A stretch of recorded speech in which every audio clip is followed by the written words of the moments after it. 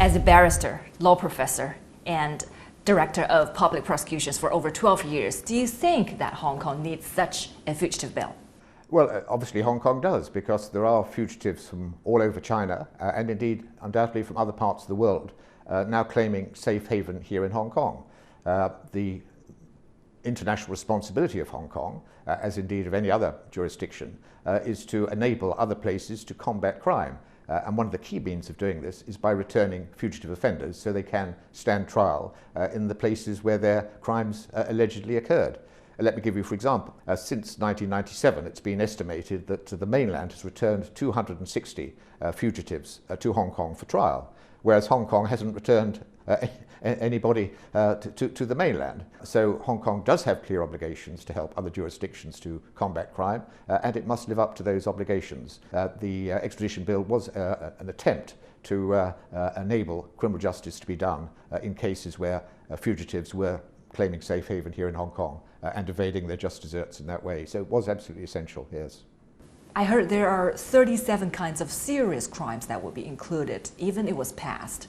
As a criminal justice analyst, tell us what's people's concern. Well, I mean, all the more serious offences would be there. Murder, wounding cases, cases of serious fraud, theft, bribery, corruption, money laundering, all those types of offences would be included. And of course there was an additional protection that the offence would have to be punishable with at least 7 years imprisonment before someone could be returned to another jurisdiction. Whereas in the 20 extradition treaties which Hong Kong currently has with other places, it's only 1 year. So this was an additional tier of protection that was built in to reassure people. Now, not everyone clearly was reassured, but I think that was really because people didn't sufficiently understand the issues. For example, many of the people that I spoke to had never actually read the bill.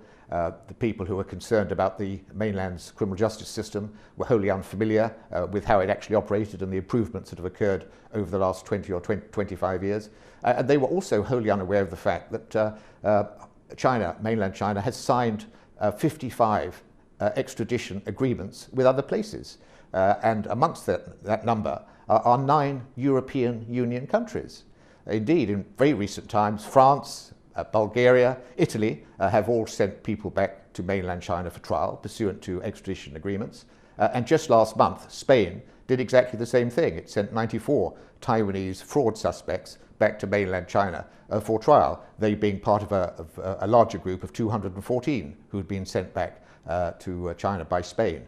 Now, all those European countries are signed up to every human rights treaty going, and they certainly wouldn't be sending people back if they had concerns that the people who were being sent back wouldn't be appropriately treated. And of course, people didn't understand that. And of course, if the European countries feel it's safe to return people for trial to mainland China, then it's obviously entirely safe for Hong Kong to be doing exactly the same thing.